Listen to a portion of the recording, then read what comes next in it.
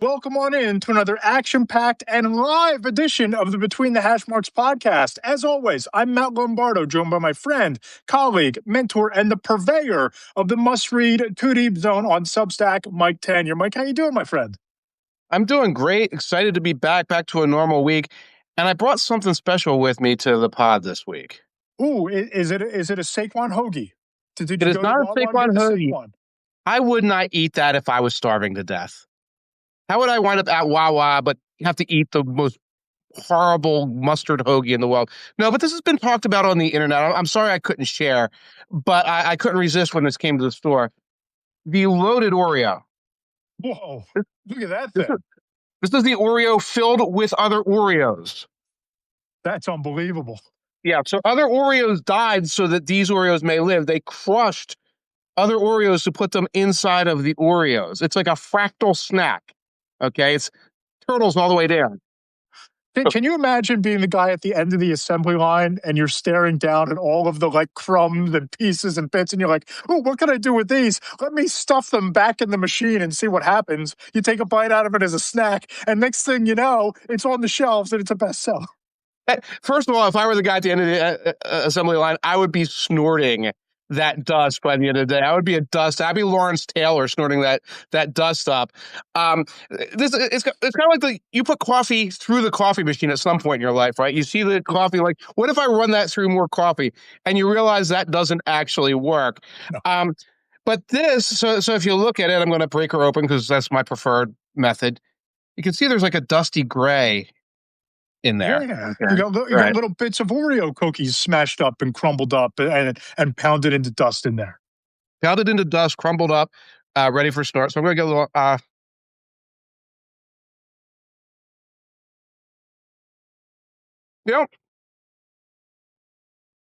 it just tastes like an Oreo. So not a significant upgrade with the chocolate cookie crunched up into the filling. No, I guess I don't know what I expected, since all they said was this is an Oreo with more Oreo in it. But I felt like there would be more pizzazz. I'm going to try something here. I got two. I'm going to do a little doctoring here. Oh, we're doubling up. We're doubling up on the double Oreo. Loaded Oreo club sandwich. Okay, this is like weaponized Oreo here. So, and there's only one way to do this. No, I was going to try to eat the entire thing at once. Not on camera. Not on video. Not on camera. Not on camera. Not with the surprisingly few viewers right now who saw me eating an Oreo and tuned out immediately. So let me see what we got here.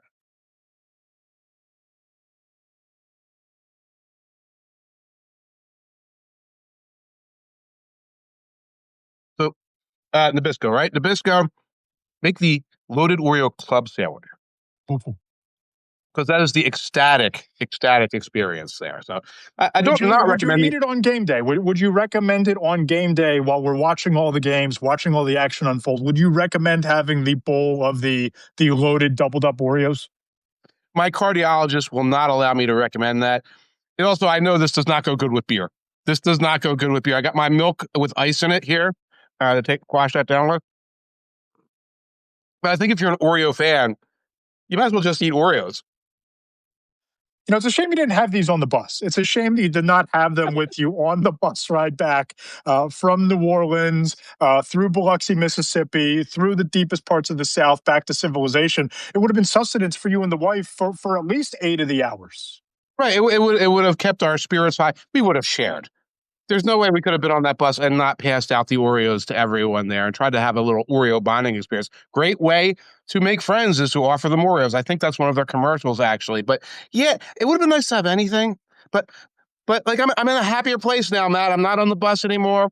We're at NFL week, coming off another Eagles victory. Have a lot to talk about today. By the way, a lot of teams probably aren't feeling that great. But yes, go ahead.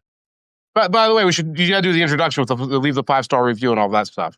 Yes, yes, yes. So, just a little bit of housekeeping before we do dive into some of the calamitous quarterback situations that are beginning to unfold.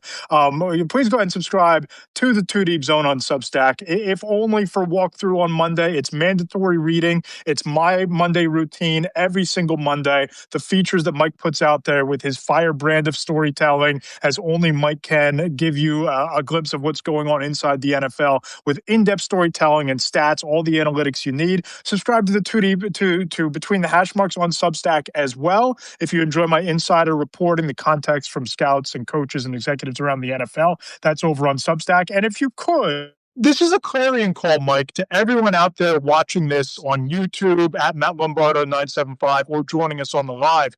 If you could just subscribe in the Apple Podcast Store, leave us a 5-star review and rating. Our rating is currently a 4.7 out of 5.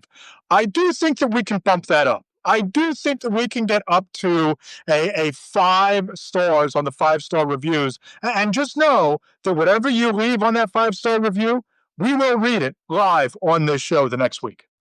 Absolutely. And by the way, as soon as you said clarion call, your audio got a little strange. You're very echoey right now. I wonder if it isn't the AirPods going out on me. That you promote Apple, you promote the AirPods, and then they die on you. You know, to me, so that's not great, but it's synergy.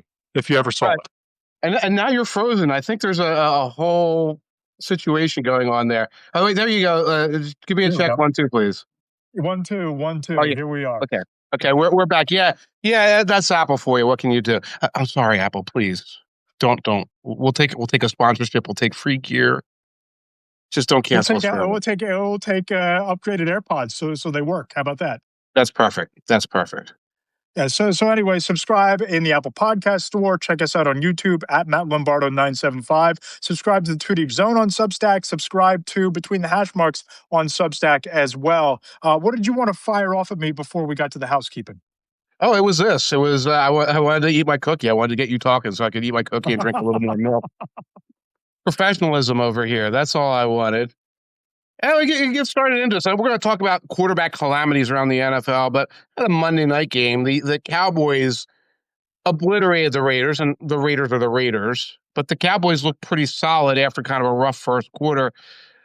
Is there anything we can take away from this? I think I take away a lot more from the Raiders than I do about the Cowboys after that game. I feel like I learned, not that it wasn't already wholly obvious, that that's a disaster in Las Vegas right now. Yes. I think that they pinned a bit too much on the shoulders of Geno Smith. I never quite understood Geno Smith being anything more than a middling, average to slightly above average NFL starting quarterback. He's playing like a below average starting quarterback right now. Chip Kelly can't seem to figure out how to get Ashton Genty going. He's a space player. He was a space player at Boise State, yet they insist on pounding him up the middle, between the tackles. It's not working. It's just not working. And on the touchdown pass to George Pickens in the first quarter, it looked like 3 different defensive backs just quit. Like they just quit on the play, quit on the season, quit on their careers. That right. George Pickens touchdown kind of froze them in time, in space, and that was the end of it. I don't know how much I took away about Dallas being anything other than what we thought they were, Mike, but it seems like this Raiders situation is to the point where we might need to start talking about Pete Carroll as a one and done. Our friend Matt Verderame had me on like last week, and he said, Pete Carroll looks at the field right now like he's looking at Nam. Like he's looking at the desolation after a war or something like that. He can't like what he's doing, and we hear the rumors and of the infighting going on within the organization and power struggles, and the defense saying out loud before that game that they were like so frustrated with the offense that I guess the only surprise was, we're quitting in the first quarter instead of waiting to the third, which is kind of how that went out. I got the Cowboys. Right now, playoff odds. I got the playoff odds via DVOA from FTN Network. The Cowboys have a 6.9% chance of making the playoffs still. And that sounds a little low. I could see them at 10, 11, 12, 13%, whatever that means, because offense is very good. Pickens and Lamb, very, very good. And Quinnen Williams has a big game last night. He doesn't fix him and Wilson. Wilson had a couple good plays. They don't fix the defense, but I think they took it from 31st, like ahead of only the Bengals, to like 22nd. So yeah. That's about what we thought going in, right? We did Right. the post-trade deadline episode before you went on your trip, and I Mhm. think we said this isn't going to be a top 10 defense, but it could be a top 24-ish defense, somewhere in that range, right? And Right. when you have the offense firing on all cylinders as they were last night, it could work. It did kind of look like the change of scenery argument is working for Yeah. Logan Wilson, that perhaps being on a defense of Quitzillas and has-beens, never was-is, with the exception of Trey Hendrickson, was Yeah. just a bad scene and miscast in our golden system as well. It seems like Logan Wilson might have found his sea legs already a little bit Mhm. in Dallas. But if we're talking about the Cowboys and the playoff odds, I think part of that comes down to the schedule, because Yeah. it's not great if you're talking about improving from 4-5-1. You have the Eagles at home this coming Sunday, game of the season for them. You have the Mhm. Chiefs. You go to Detroit. You have Minnesota. You have the Chargers, and then you finish up at Washington at the Giants. And Mhm. I feel like the ceiling and the floor are kind of like you built the ceiling right on top of the floor for this. I think it's 4 wins. I think they can get 4 wins out of that schedule, and they're Yeah. going to need to steal at least one or two from the Eagles, Chiefs, or Lions, right? Right. And they look like a team that can steal a win.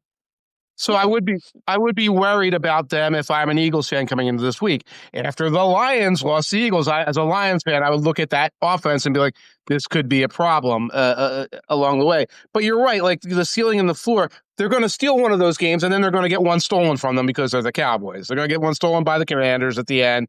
The Chargers will have like their offensive line figured out, some sort of stability there, and they'll get a win. 8-1 in the NFC does not make the playoffs, does not get a wild card. 8-1 is way off of it. They have to get up to about 10-6-1 because some team like, obviously the Packers or the Bears, certainly the 49ers, they're going to take those spots away from the Cowboys. So the Cowboys made themselves a better spoiler probably. But I think I know when their season gets spoiled. I when? think I know. It's week 18. It's against the Giants at the Meadowlands. Oh my God. The Cowboys will have a window. They'll have an ability to get in. Mhm. But the Giants and Jackson Dart are going to decide that they're going to play for Mike Kafka, and they're going to send him off with a win, send John Mara and Joe Shane into the offseason with a victory and quote-unquote progress around Mike Oh, Kafka. no. They're going to win one for the Gipper, and they're going to knock the Cowboys out of postseason contention. That's when Dallas slips up, in my opinion.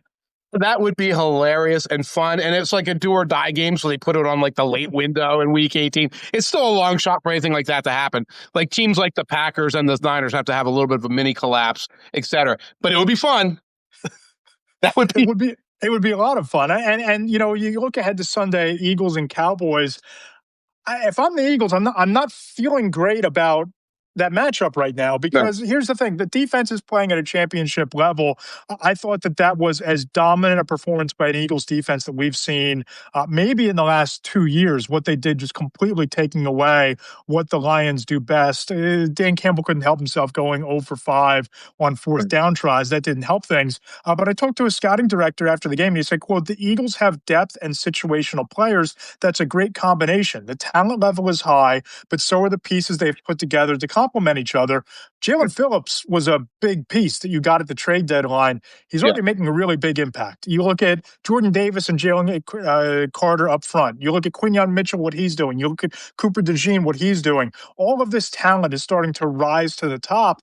But I just wonder, as much as that defense is aggressive, as much as it's dominant, as much as there's schematic flexibility for Vic Fangio based on the pieces, is it going to be enough to overcome a competent offense when you're not playing in 30-mile-an-hour wind gusts, when you're not playing a dome team outside? Because that offense looks like it's just completely out of sync and completely out of an identity right now. Right. It's a very hard watch. And, the analytics, the DVOA say it's actually not that bad. The DVOA will point things like not a lot of turnovers, like very few turnovers. The DVOA will remind you that was the Lions defense. Before that, that was the Packers defense. Earlier in the year, that was the Broncos defense that they lost to. A lot of like top line defenses along the way. I still need to see more. And by more, I need to see something. And that's the thing. The Cowboys aren't going to get held to 9 points. They're not going to get held to 7 points. Even with the defense playing well, You're going to hold them to 20. You're going to hold them to 17, something like that, 20, 21. You got to find 24 to 26 points on offense. You should be able to find that, especially against a defense that was weak and heading into the bye. Let's see if the Eagles can put that together. For our sake, as people who watch the games and as people who are always talking to Eagles fans, I hope so, because not only do you and I have to watch it, but then we have to contextualize it to our neighbors who want to burn, effigies of jerseys and things like that. And it can get very, very tiring during the course of the week. No, it definitely can. And it just seems like when you watch the offense and you watch Kevin Patullo, somebody on social media Sunday night put it best to me. When I put out there, I thought that the drive, I think it was at the end of the half, where you had Tank Bigsby come on as a change of pace. It was like a 17-yard run, couple Saquon Barkley runs. Then you go over the top with the shot. That felt like the identity of what that offense is built to be, what it should be, how you should script drive to drive, game to game. And somebody fired back at me, that sounds great in theory, but we all know when something works with Kevin Patullo, he reverts to the quote-unquote factory settings. He resets to the factory settings, and you get these shots downfield all over the place to receivers that are out of sync, and it's not working. That's exactly it. Hey, that worked. Let's abandon it. It's like Joe Brady has the same syndrome. It's like, man, it's great when we just let Josh Allen create, or when we go with 6 offensive linemen, 2 tight ends, and then just smother people. Let's do neither of those things. Let's try to do like the West Coast offense. That's what's going on with Patullo. It's like, oh yeah, we come up with a wrinkle that works. I'm just going to whisper this. I know I'm whispering this to a Penn State guy. I know I'm whispering this to an old Giants guy. Does Tank Bigsby seem to have a little more juice than Saquon right now? A little more explosiveness. I don't know how much of that is change of pace, fresh legs. I don't know how much of that is different looks with the offensive line blocking for him or whatever it is.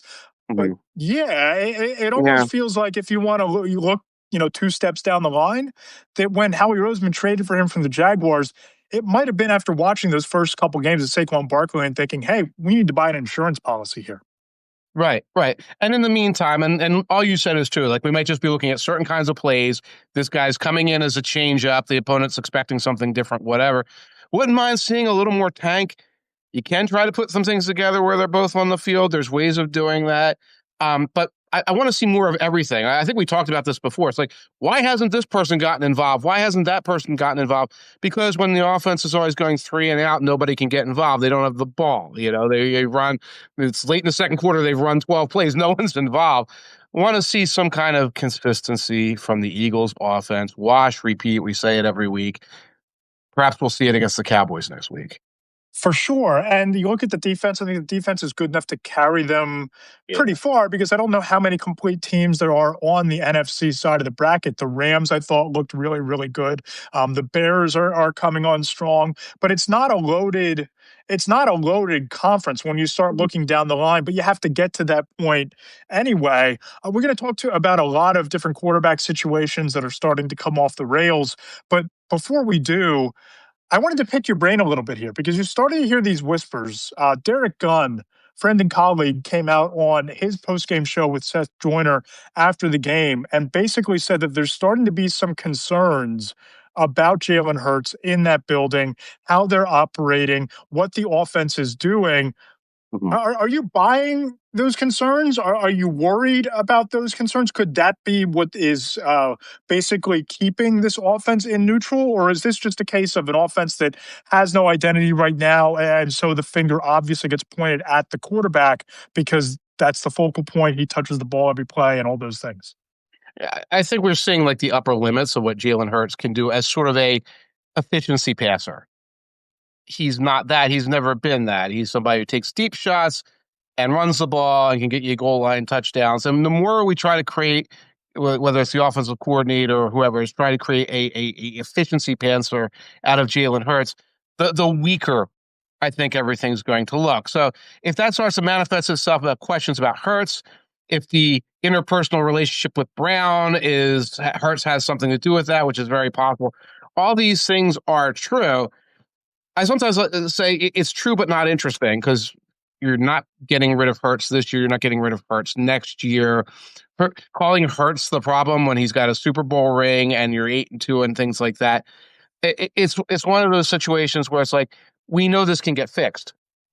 We know you can create a version of Jalen Hurts that's hitting deep shots and running the ball and getting the ball to Smitty on those out routes and doing the things he does well.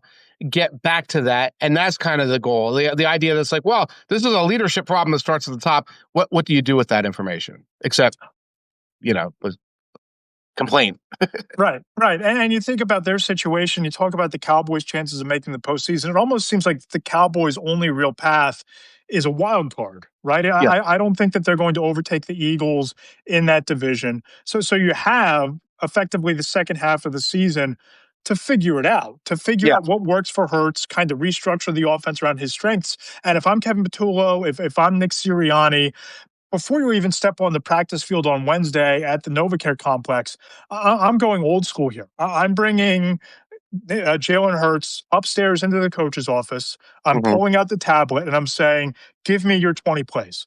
Give me the 20 plays that you're most comfortable with, that you think work the best, that you think should be the foundation of this offense. We're going to build it around that. You've heard all these times when there's a new coach coming in or a quarterback who's struggling or, you're putting the backup in. What are you comfortable with? What are the plays that work best for you? If those conversations haven't happened, I think that now is the time, given the fact that they got away with one against the Lions with the offensive showing they had, to kind of get back to basics and rebuild the offense around what works for Hurts, not just to change the narrative, but for them to get right with an offense that matches what the defense is doing for a stretch run and potentially a run at another Super Bowl.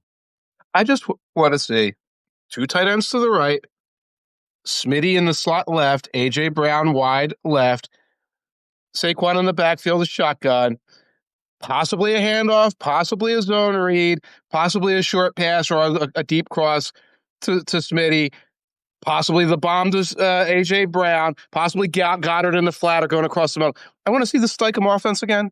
I want to see the Shane Steichen offense. Please bring back the Shane Steichen offense. Please. Show me it doesn't work. Show me the example of just doing that. And it's like, we can run like 8 basic plays from this, and it's all one-on-one matchups that we're going to crush you in. Show me that doesn't work. And when that doesn't work, then I'll start listening to whatever this is that they're doing right now that I don't understand the logic of. It's working out pretty well for Daniel Jones. It's working out pretty well for Tyler Warren. It's working out pretty well for Michael Pittman. Jonathan Taylor is doing pretty well in the Shane Steichen system. It seems to be working pretty well in Indianapolis. Working a lot better for Daniel Jones than it is certainly for Jalen Hurts and some other quarterbacks around the league right now. I called in the column that this was prove it Sunday across the NFL, because really it looked like the playoff picture is starting to snap into focus. It's November now. Teams are starting to make their moves. Past Super Bowl champions, you look at the months of November, December, and January, it's been the defining stretch for those teams. You think back over the last 5 years, teams are 34-13 combined. The teams that have won the Super Bowl in November, December, and January. But it was also like QB Crisis Central. Like if we were filming a new CBS melodrama that would air after 60 Minutes on Sunday, it would be QB Crisis Central.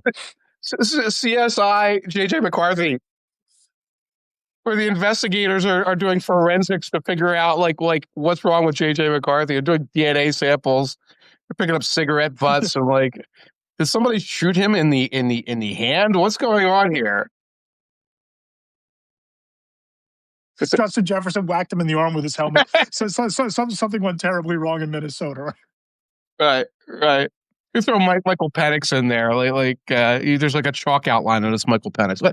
Let's start there. Let's start with Michael Penix, because he was the great hope for the Falcons, and you saw some things down the stretch last year that you thought, okay, we can build around Michael Penix. He up and down this year, right? Kind of like the rest of that team. And now you look at the injury. What do you even do if you're Atlanta? Where do you go from here? That's true. And, he was up and down, but the up was that Bijan Robinson was up. And so he's completing, play action passes and getting a few things done. The downs were unsightly downs every time along the way. Now he's got this season-ending injury, and they don't have a first-round pick next year. The Falcons' first-round pick is the property of the Rams due to the trades to get the edge rushers, Carter and Pierce. So now I look at this, and it's like the push and pull. Do you just go back to the quarterback factory right now? Because not only did Penix look bad, but he sounded bad when you hear him talk, and when you ask questions like, well, what happened at the end of the Patriots game? He's like, well, somebody made a loud noise and I got confused and the snap came. It's like, that's not an NFL quarterback, folks. That is not an NFL quarterback.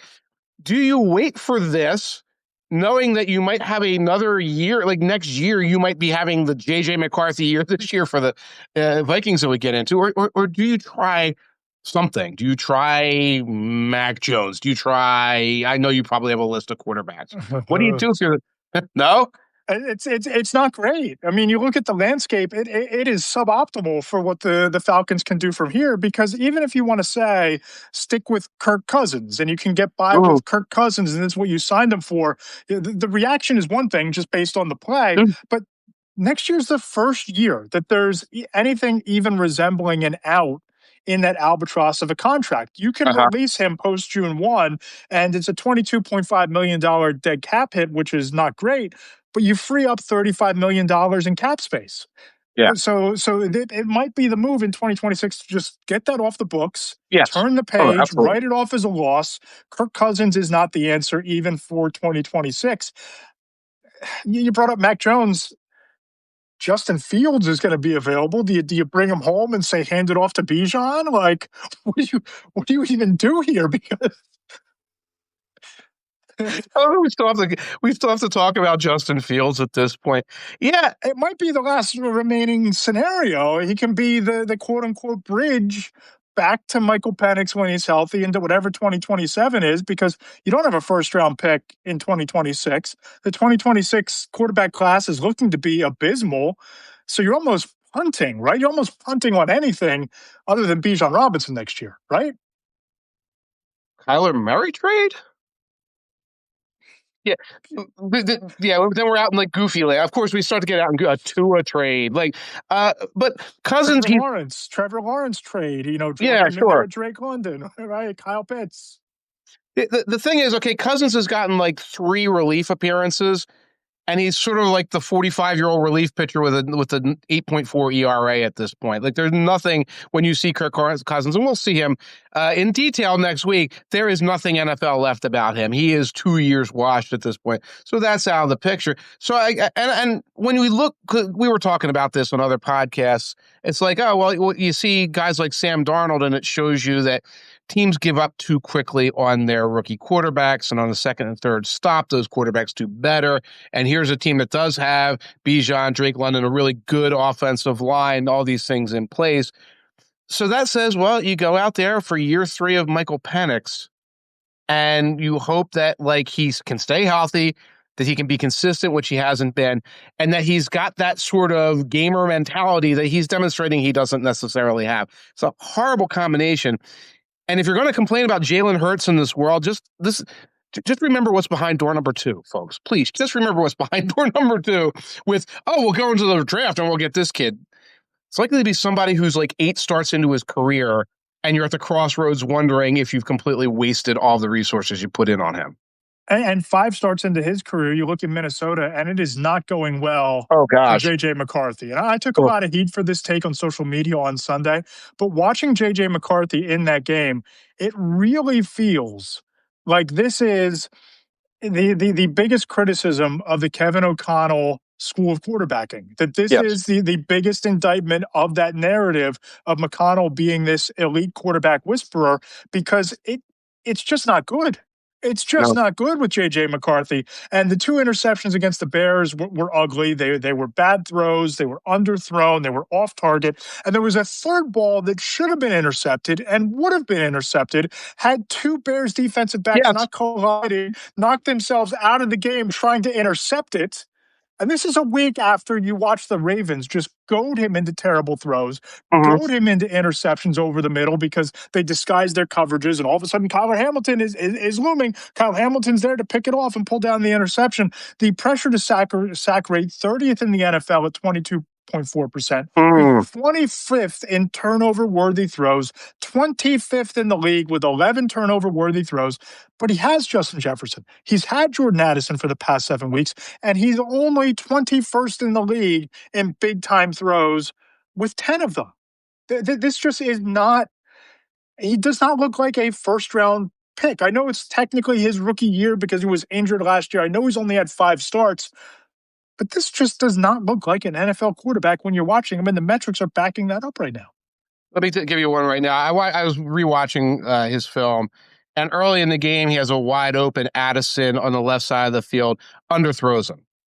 A couple of plays later, wide open Justin Jefferson on the left side of the field, underthrows him. I pulled up the numbers on his throws to the left, 12 of 28.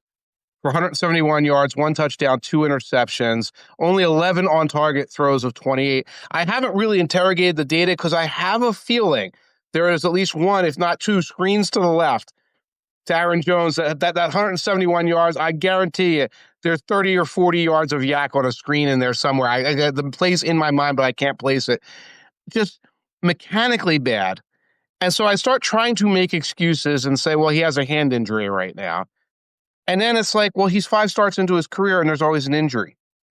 This is the hand injury. And then there was the injury earlier in the year. And of course, the injury last year. So on top of everything else, you have the question of, is this kid able to even protect himself?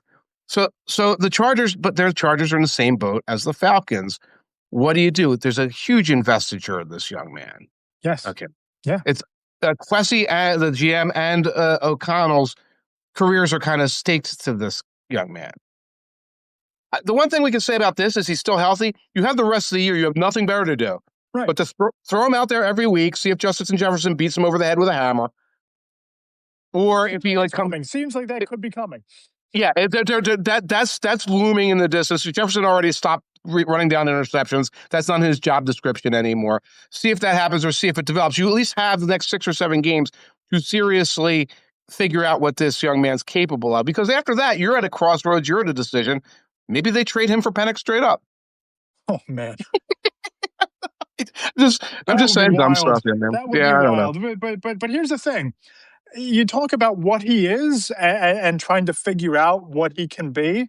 I kind of wonder if this is just the J.J. McCarthy experience, if this is just what J.J. McCarthy is as a quarterback. Because not only do I vividly remember sitting at Beaver Stadium and watching Michigan beat Penn State by running the ball 28 of 30 plays in the second half. Right? Like they just hand off to Corum, touchdown. Maybe he threw it twice in the entire second half of that game. So you look back at the numbers at Michigan. He never surpassed 3,000 yards in 3 seasons in Ann Arbor. He never had more than 22 passing touchdowns in a season. He threw for more than 300 passing yards only twice, and he was held to under 150 passing yards 8 times in his collegiate career as a 3-year starter with the Wolverines. I remember going into that NFL draft and looking at the Vikings taking him in the first round, just wondering, maybe O'Connell thinks he can fix him, but it just doesn't feel like an NFL quarterback ready to walk into a passing-oriented situation. Yeah, I remember watching the McCarthy film. It was very easy to watch because he didn't throw the ball much. Right. So it's like 2 hours watching film. I'm done. Wow, I've watched every throw he's made in the final season. And sort of, I talk myself into him. It's like, well, if you these combination of throws, these throws when you're down by a touchdown in the fourth quarter, these throws in 3rd and long, whatever. But now that I hear myself, it's like you're talking yourself into him. You know, you don't have to talk yourself into Jaden Daniels when you were watching him. You know, you didn't have to talk yourself into these other guys. And I think that might be what we could be scraping our heads against right now. Kwesi Adofo-Mensah and O'Connell and other evaluators around the league saw the leadership sauce, saw the Harbaugh trusts him. And when the game on the line, he needed to make 2 throws, he made 2 throws. You know, the game on the line against the Bears this week, when he had to make 2 throws, he made 2 throws. But the game should never have been on the line. Right. And he only got in the position to make those 2 throws because, you know, the Bears with Williams, that's another conversation, kept punting the ball back, kicked a field goal. Return man brought it back to like the other 30-yard line, a handoff to Mason, touchdown. Oh, now we're in the game. So then after that, McCarthy makes his throws. You need to make more than 2 throws a game. Yeah, and there's a lot of talk about like he's only 5 games into his career, and Yeah, I get that. I yeah. understand that, and this might just be scratching the surface of what he is. But it's 5 games into a career where you're in the quote unquote ideal Yes, situation. You have the a crucible. quarterback whisperer head coach who supposedly is great at developing quarterbacks. You Mhm. have one of the top 2 to 3 wide receivers in the NFL, maybe better than that in Justin Jefferson. You have a pretty good offensive line. You have Jordan Addison. You have Hawkinson at tight end. You have 2 really good running backs in Aaron Jones and Jordan Mason. Sorry, you're a first round pick coming from a Yeah. Power Five program. You should be better than this by Yes. now, right? And it's not a Drake May situation where you look at Drake May this year, who is arguably the front runner for MVP based on what he's doing with that team and the upgrades they made around him. The biggest upgrade was they got him a QB whisperer offensive coordinator, which JJ McCarthy already has in a head coach. So the situation couldn't be better. The supporting cast couldn't be better. And yet he's playing like a fringe NFL quarterback. He's playing like a guy who has 25th in the league in big time throws with a big time wide receiver as the focal point. He's playing worse than Carson Wentz. And Carson Wentz was playing behind the makeshift line, and he's got the healthier version of the line. And it's the same thing that we were saying with Penix. These aren't the stereotypical Jets-Browns situations. Yeah. Where it's like, we don't have anybody, and you've only got one guy to throw to, and our offensive line's a mess. These are stable offenses that you walk directly into. And that's why Right. And that's why, like, you get this, like, no, I don't want to be patient in this. You talk about Cam Ward, I'll be patient with Cam Ward all you want. It's like, yeah, he has no one to throw to, no line. They had to fire the coach. The situation's a mess down there. With Penix and McCarthy, you are sophomore quarterbacks. You got these veteran receivers, stable offensive line, good defenses. You have a very good defense in Minnesota. You should be Bo Nix. You should be better than Bo Nix. You should be better than Bo Nix right now, who goes out there and it's like, I'm not that good, and my supporting cast ain't that good, but the defense kept us in the game. I'm going to get us a win. Don't worry about it. You should at least be that. And McCarthy is nowhere near that, and Penix is injured.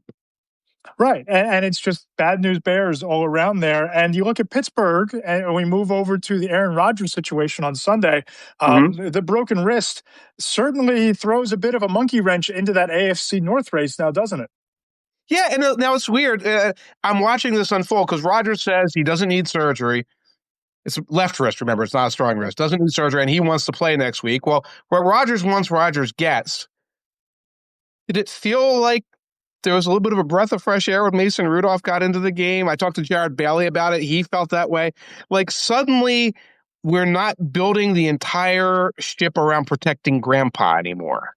We don't need to run 7 tight ends on the field at the same time to keep Aaron Rodgers upright. And that's kind of where my brain went when you started talking about this, that the injury is the injury. And I believe that he is hurt. I believe all those things. And it is a broken wrist. And the Steelers want none of that smoke that the Ravens got when they weren't exactly honest on the injury report regarding Lamar Jackson. He wants to play and all those things.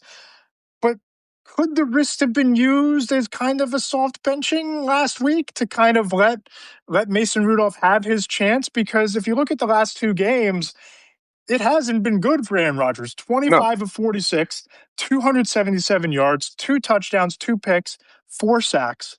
His QBRs in those 2 games, 37.5 and 4.4.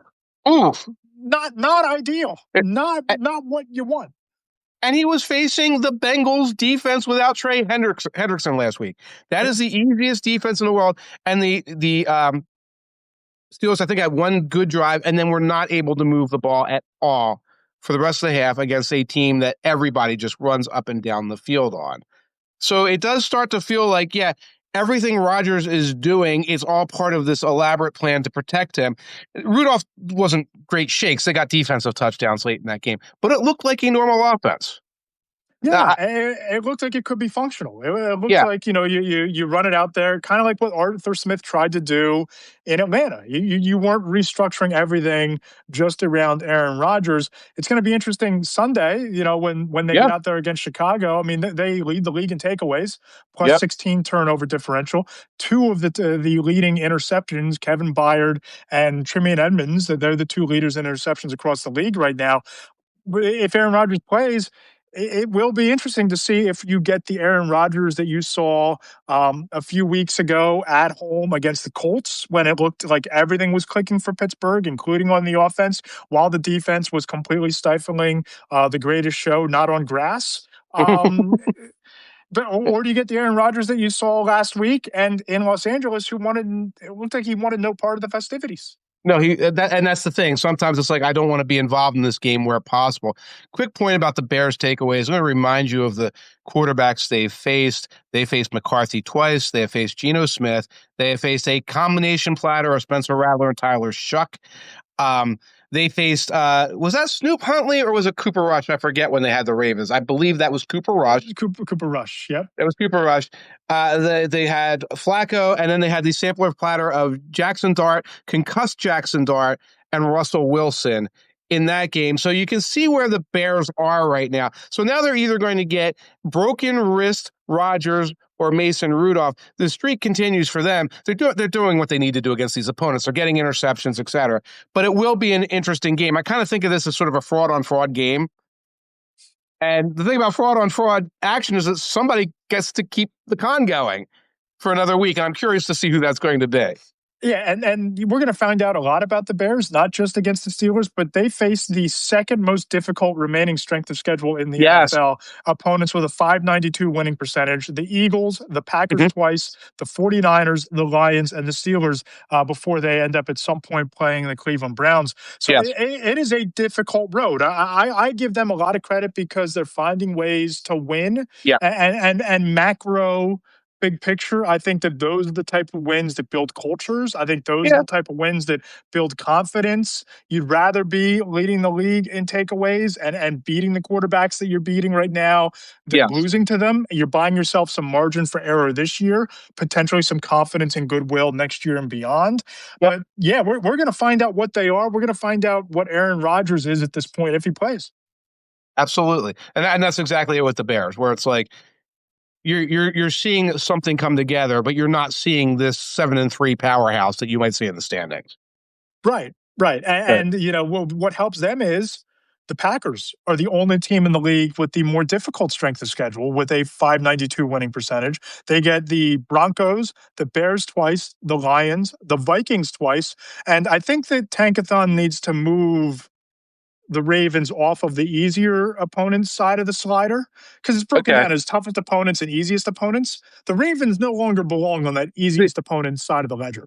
Yeah, and that's why you can go to FTN Network and you get the DVOA version of these things where it'll give you a slightly different look at that. And I'm going with future schedule there. It's not going to be that different, but the Packers, they have a middle of the pack. That's odd that they have a middle of the pack future schedule according to this, because the Colts have the toughest future schedule. Right. But everyone agrees on the Bears, certainly, that the Bears have a very challenging future schedule ahead. Yes, they do. And a challenging situation with Bryce Young in Carolina. Yes. You know, you look at what they're doing. Rico Dowdle continues to run wild. The running game continues to be their identity. What do you make of Carolina in that situation? Right now, I'm Googling because we were promised a Bryce Young injury update. He has an injured ankle. He hurt his ankle. He got stepped on by pretty much the rest of both teams when he fell down on 4th and short. Came back into the game because one thing we never question about Bryce Young is whether he wants to get out there and freaking win games. That's never the question with him. And there doesn't seem to be any news update. For the rest of the season, it's like, well, if Bryce Young is healthy, you play him. And if not, Andy Dalton goes out and loses.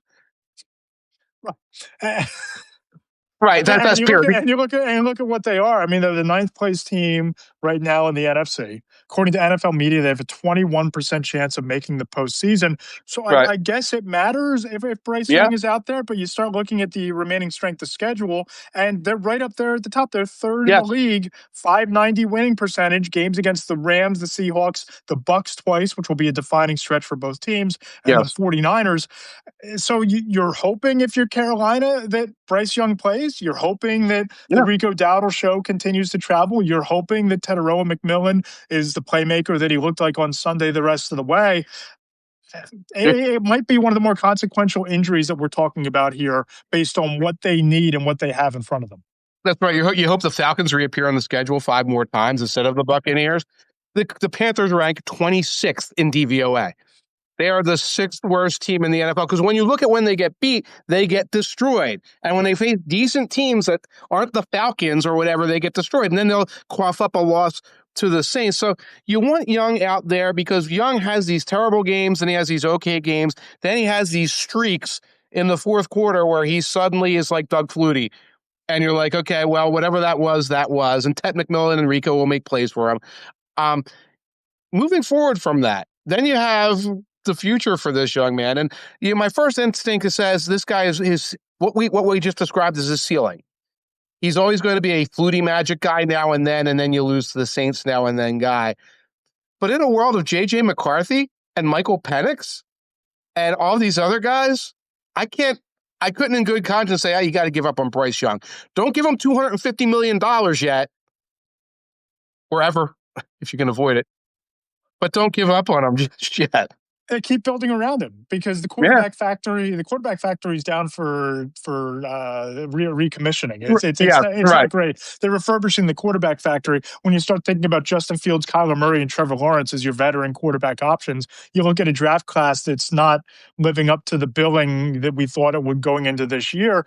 If you're the Panthers, keep adding. Go get another young wide receiver early in the draft. Keep improving the offensive line in front of him. Keep giving him weapons. You found a running back who's still relatively cheap, I think. I'm not sure what the contract is after this year, but you found a running back that seems to be working.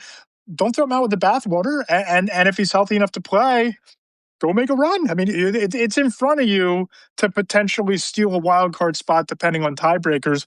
If he can play him. It's not a Jackson Dart situation where you're holding him back for the concussion because he's the future, have nothing to play for. Right. This is something to play for this year for them. And that's an ankle, not a concussion, where you're not worried about like you're going to get repeated injuries. Did you see where they asked Tua after they played in Madrid what other city he'd like to play in? Did you hear what he said? I'm going to guess something like Maui or Honolulu. What other city did he say? Jerusalem. This is a young man who's come a little too close to crucifixion in the past. I don't think he wants to go anywhere near Jerusalem. Can we just leave Mike McDaniel in Madrid? Can we have just left him there? He would have been happier there. It would have been. It's in his element. But I'm watching that game on Sunday. I don't think I've ever been more frustrated by anything watching the NFL than that short yardage offense from the Dolphins. What the hell were they doing?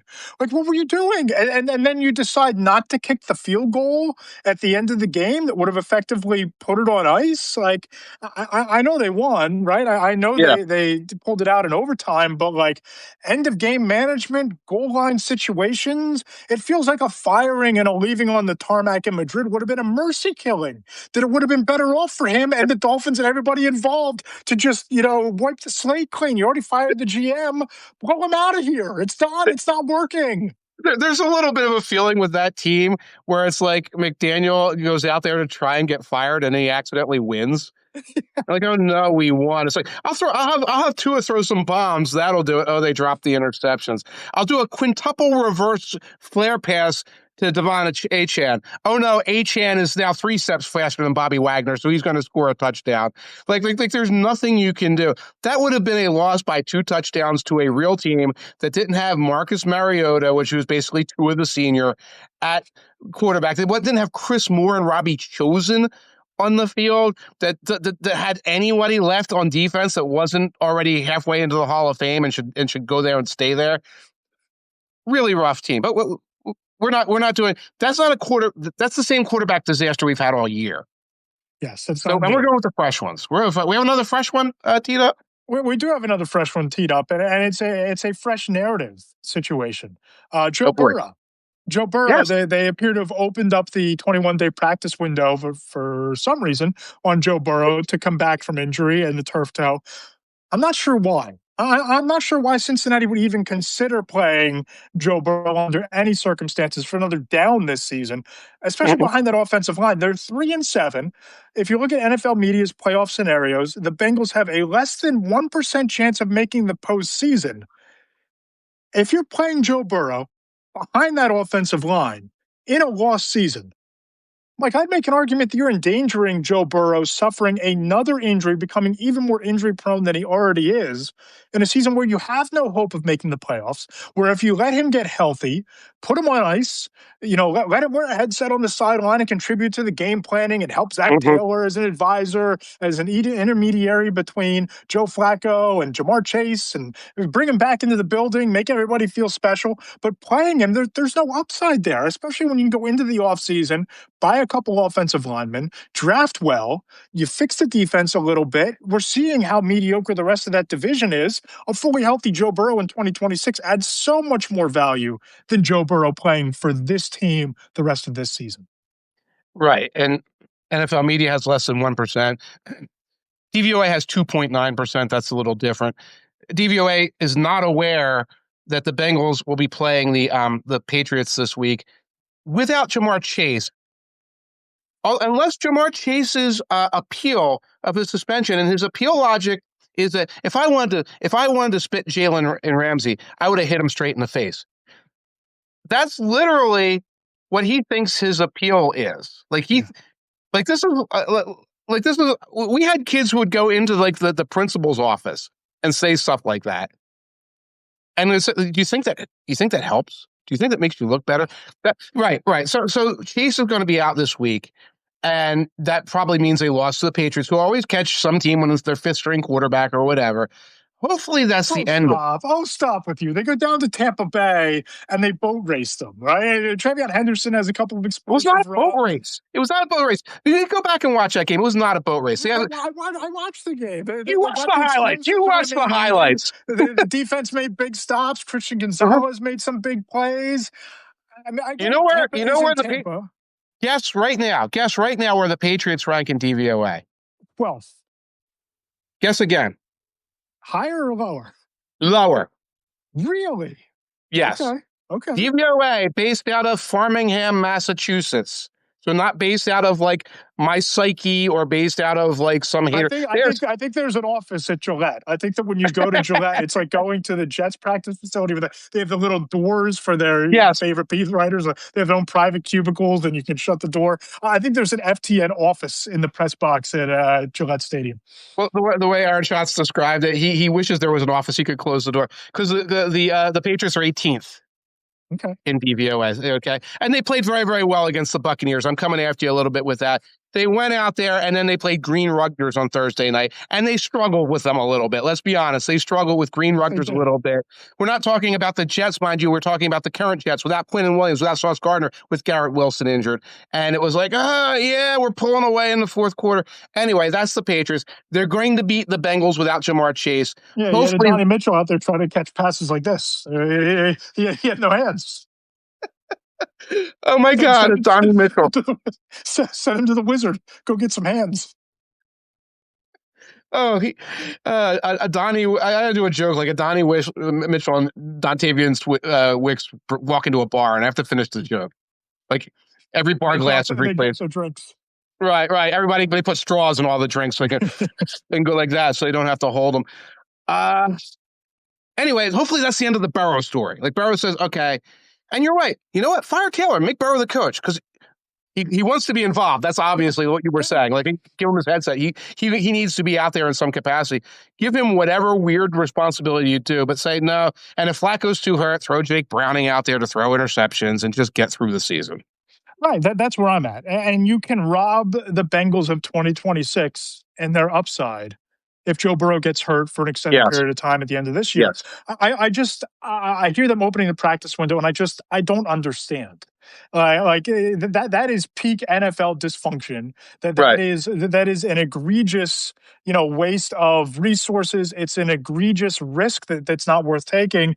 I hope they don't play him because, I'm a Burrow believer. I still think that when healthy, one of the premier quarterbacks in the league, it's a great situation. I just hope they don't play him. But the last catastrophe we need to dive into, Shedeur Sanders made his debut against the Ravens on Sunday night. And I think that if it hasn't already happened, we're soon going to start to see people reevaluate their priors on Shedeur Sanders, right? We have to, because everybody defending Shedeur Sanders, the prospect, the player who was benched behind then Joe Flacco, eventually Dylan Gabriel, now gets to become the NFL player that NFL evaluators said had a round 3 grade based on the tape, gets drafted in round 5. And everybody talking and screaming after the draft that there was some vast conspiracy and he should have gone in the first round and all of these things. And he shouldn't be quarterback 3. He should have a chance to win the starting job. Maybe Stefanski knew what he was doing there. Who knows? But it feels like we're about to see the NFL evaluators were probably right about Shedeur Sanders and what he is versus what people hoped that he would be. That's it, and it's the talent, it's the readiness. We're not going to talk like character. We're talking about readiness. Right. They're coming into the situation where you have to be a leader and you have to be a super professional, and your dad's not there to clean up spills for you. And like it was one of the worst performances I've seen off the bench by a quarterback in a long time, unless we're talking about some like Josh Johnson type, who was like on Thursday we grabbed this guy and he had to play. Like that's like what it looked like. Like Joe Flacco going in there and they played well after being in there for 4 days. Or Baker Mayfield signed 30 hours before he had to play for the Rams a couple of years ago. Remember that? It stole the game for them. Remember Josh Dobbs? Yes. Him and O'Connell scratching the plays together and everything. And Josh Dobbs is a guy who one of his greatest skills was his readiness and like his professionalism. And so he gets a couple wins under those circumstances. And you get Shedeur, who has been with the team from the beginning. And yeah, he takes third team reps and he takes second team reps, whatever. Goes out there as just a deer in the headlights and looks like he's just playing recess playground ball. And I hope to see something better than that. I hope to see something that like has some semblance of hope, but that's really a fingers crossed thing. The conspiracy theorists are still out there.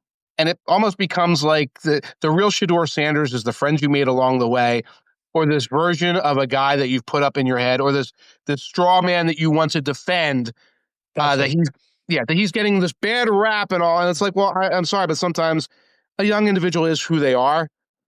Right. And if you just want to look at it from a tape standpoint, go back and watch at Colorado. He holds the ball for forever and a day. Yes. There were a lot of I want to play hero ball to avoid this sack interceptions. Yes. You still had Travis Hunter there, right? You still had some weapons at Colorado, and you took a lot of bad sacks. You took a lot of sacks in the pocket where you had opportunity to throw the ball away, but it turns into a 22-yard loss. Right? Like, eventually when you start looking at that tape and you just take the name off the back of the jersey, and that's how these coaches and scouts evaluate them. They're looking at that's number 12, right? That's how coaches refer to these guys in meetings, you know, when they're breaking down tape for games and breaking down prospects. You take the name off the back of the jersey. Shedeur Sanders is by grade, according to people I spoke to after the draft, a third-round pick. Right. A third-round quarterback, and people were saying he should have been drafted in the top 10 picks. It's just you create this image of a player that you thought he was, that he just isn't, and you put him out there against the Baltimore Ravens of all teams that smell blood in the water, need that game desperately, are starting to get healthy. When healthy, are one of the most dominant defenses in the league, and you get a 1 for 4 for 16 yards and a brutal interception, right? I mean, and 2 sacks. Like, it is what he is. He is what he is, and he can get better from here. Nobody's saying he can't develop from here, but he needs to be the guy who wants it and needs to put all of those questions about disrespecting coaches and disrespecting fellow prospects during top 30 visits aside, do the work, do the film study, all those things to get better, because as a quarterback, he just, going into the NFL, he was never that great of a prospect and obviously not that great of a ready player right now. You talk about the sacks he took in college, and he took a lot of them, and I think he led the league in sacks. I wrote it up months ago, a huge amount. I think a lot of, especially media scout guys, when they evaluate, whatever they're using, their cutouts, it's like, give me all the pass plays or give me all the throws. And whenever there is a sack, either they don't see it or they're like, well, that was a sack. Well, obviously that's the fault of the offensive line or whatever. It's like, no, those are really a big part of the equation. They were part of the equation with Caleb last year. He has mitigated those with Ben Johnson's help. They're a huge part with Shedeur. And on the one hand, winnable game because you got the Raiders next week. On the other hand, you got Max Crosby. And if you look at the offensive line of the Browns, it's really struggling right now. Conklin's been hurt, and Conklin's also gotten pretty old. Yeah. They've had like 5 different left tackles. I'm not sure who the left tackle is right now. The guys in the middle who you remember from 5 or 6 years ago are still there. And you remember them from 5 or 6 years ago, like guys like Wyatt Teller. So think about that in terms of like what they've got left. Shedeur has no one to throw to. It's a really bad situation. You want somebody who can come in and at least kind of do what Dylan Gabriel is, which is try to work within himself and all. I don't think we're going to get that with Shedeur Sanders. I'll go so far as to say I haven't looked into how severe the injury is for Dylan Gabriel, but play Shedeur the rest of the way, right? I mean, you've gotten the sample size of Dylan Gabriel. You've evaluated him. It's play Shedeur. So see if he improves. See if he offers you enough to be QB2 going into next year, Right. or if you think that he can be the guy, because you're armed with the draft capital to go get a quarterback, right? Like, I just think you need to know, and Yeah. I don't think you're starting from a great place, from a foundation to build a quarterback on. But Right. similar to Kevin O'Connell, Kevin Stefanski, decent coach when it comes to quarterbacks. Go see what he is, evaluate him. Yeah. And also see how the narrative around him spins. Yeah. How does he respond after a win? Because you might get a win against the Raiders. You got the Titans coming up. How does he respond against a loss? How does he respond if he has a 2 or 3 interception game? And you do, it's almost like for your reputation and your sanity, if you're Barry, if you're Stefanski, you do have to like take that conspiracy theory narrative and say, and just put this guy out there. Like I'm remembering the Tebow situation. Yeah. It's like you have to keep putting Tebow out there until he loses by 4 touchdowns to the Patriots in the playoffs. Look, this is what it really is. And we're just at the beginning of that journey with Shedeur, but let's let it unfold. You can take it off the table too, because if he plays like he played on Sunday after a full week of first team reps, multiple weeks of first team reps, all of a sudden the conspiracy theory goes away and people get real quiet because the tape it becomes the reality. And if he plays off the charts, okay, there was a conspiracy about, you should have played him sooner. Okay, well, we can play him next year. We can play him. He's good, and we are vindicated. Or a lot of the negativity was chatter. Right. But in the case of somebody like Stefanski, look, we gave him an opportunity when we felt the time was right. He responded to it. Then we kept giving him the opportunity. But it's like, okay, mea culpa, too much negativity, too much, narrative spinning, whatever. If he gets to that point, we're not off to an auspicious start. No, not at all. Not at all. I think we've had a lot of negativity on this pod, so I want to spin it ahead to next week. What's your circular game? What do you got? What do you got eyes on this week? I took the big one this time. I took the Colts versus the Chiefs, which is kind of a do or die game for the Chiefs. I'm trying to pull up. I'm not going to be able to pull the stats up that Aaron Schatz just sent me right now. But this is going to be an opportunity to see the Colts against one. This is the biggest Colts game, at least since 2020 when they were in the playoffs with Phillips Rivers. It might be the biggest Colts game since the Deflategate game against the Patriots. I don't know. One thing about running into these because they ran into Denver last week. It was the biggest game in at least a decade, maybe since Super Bowl 50. They treated it as such. Their fans treated it as such. And you look at what that defense went out and they did to Patrick Mahomes. I talked to a scout about it right after the game. They can get home with 4. They can get home with 4 whenever they want, and they can blitz Nick Bonito either as a linebacker. They can blitz him off the edge. They can move him around. They create havoc. So the Chiefs kind of keep running into these buzzsaws. Yeah. They're going to get another one. They're going to get in another colossal test of, can we close the book? Can we drive a nail into the coffin of this AFC West behemoth? Right, and it is the proverbial when you're on top, everyone's coming for you, and everyone really is coming for you, and now you're a little more vulnerable. And the Colts can't get home with 4, generally speaking. But not only is Sauce Gardner in the fold now, but the buzz is Charvarius Ward might be back, and so that's 2 Pro Bowl caliber corners with Pro Bowl caliber Kenny Moore in the slot. So the Colts, on the one hand, you're like, oh, Danny Jones is going to fall. He was starting to fall off before the bye. And I think that's true to some extent. They might now have the best cornerback trio in the NFL. Right. As they embark on a very difficult stretch down the road. So they're a very interesting team. So that's my circlet game. And they're also really good. They're also really good against the run, right? And the Chiefs don't even try to run the ball. And you have Zaire Franklin up front, good friend of the program. Cody Pay has done some nice things. Latu. They have some pieces that can stop the run, and the Chiefs can't seem to get their running game going. We touched briefly on my circular game, but I'm going Steelers-Bears. Yeah. I really like this game because I think that it's a litmus test for both. They're both leading their division, hanging on by the tips of their fingertips. And it's a game the Bears need for further validation. It's a game the Steelers need just to keep pace ahead of and fend off the Baltimore Ravens, who now look like the team to beat in that division.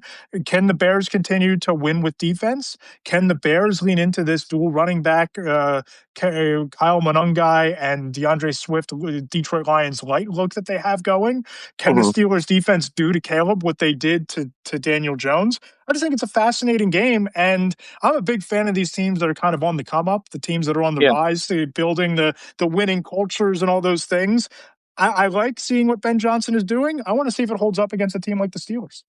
It should be a fun game, and you're right, because one thing about watching the Eagles games, especially with their offense, is like, ugh. And then you watch the Broncos, who are 9-2, and you watch their offense, and it's like, oh, and the Packers, like, oh, God. And then you see these teams, at least there's all kind of weird stuff happening. They're playing well, they're getting wins, but there's like wacky surprises in store. It's not 16-9, and you're hoping that the final drive goes a certain way. They're turnovers and trick plays, and Darnell Washington knocking people over, and Caleb Williams taking a sack for 18 yards and a touchdown. Yeah, right. Taking a sack, then running for a touchdown on the next play, and Philly specials and stuff like that. So that's what makes some of these second tier games a delight to watch. Mike, what do you have coming up on the Two Deep Zone? I got a Browns tank watch. Speaking of Shedeur, though I don't go into Shedeur too much because my arch enemy in the world, Paul DePodesta, has left the NFL for Major League Baseball. And I have a few things to say about his illustrious career as the Cleveland Browns head of analytics and vice president of keeping things real. So I got that coming up, and I got a Colts feature coming up later this week, probably Friday morning. What do you have coming up? We have the Friday mailbag coming up on Friday. You can get me the questions that you have on social media. It's Matt Lombardo NFL on Threads, Matt Lombardo on Blue Sky, or just hop in the Between the Hashmarks chat. I'll pose your questions to NFL coaches, executives, agents, scouts, figure out what they think about the biggest storylines across the league. That's on Friday. I'm going to take the next couple of weeks here in the middle of the weeks and dive into some off-season things to come, some free agents to watch, some potential next big contracts that could reset their markets, those sort of things. So be on the lookout for that. And running a pre-Black Friday special, you subscribe today or tomorrow, save 30% off forever, and you win 2 raffle tickets to potentially win a premium subscription for life. It's a great time to jump in. Save now, maybe win a lifetime subscription. I love it. It sounds like a great idea. If I were not a subscriber, I would try to subscribe and take part in this. Love it. He's Mike Tanier. Make sure you follow him on Blue Sky, Mike Tanier. Subscribe to the Two Deep Zone on Substack. I can't recommend it highly enough, especially walkthrough. It's part of my Monday morning routine each and every Monday. Subscribe to Between the Hashmarks on Substack. Subscribe to the Apple Podcast Store version of the Between the Hashmarks podcast. And please leave us those 5-star reviews. We want to get the ratings up. We're currently a 4.7 out of 5. I think we can improve on that, and we will read the 5-star reviews on the show next week. We have 70 people in the room. Really enjoy everybody taking out the time in the afternoon to hang out with us, talk some football with us. We enjoy this every week. Mike, these live podcasts have been a ton of fun. They've been a lot of fun. Let's do one next week. We can squeeze one in before Thanksgiving, right? Oh, absolutely. Oh, next week, Thanksgiving, we'll have to have Sophia, my daughter, reprise her role picking the Thanksgiving games. Oh, that's a great idea. Remember last year we had her come on and she gave the winners for the 3 Thanksgiving games? We'll do that again. She was asking when she can come back on the pod. Great chance to do it. Perfect. We'll move it a little back so it's after school time and we'll do it then. Sounds like a plan, man. Should be a lot of fun. Thanks, everybody, for joining. Might go eat some Oreos or something.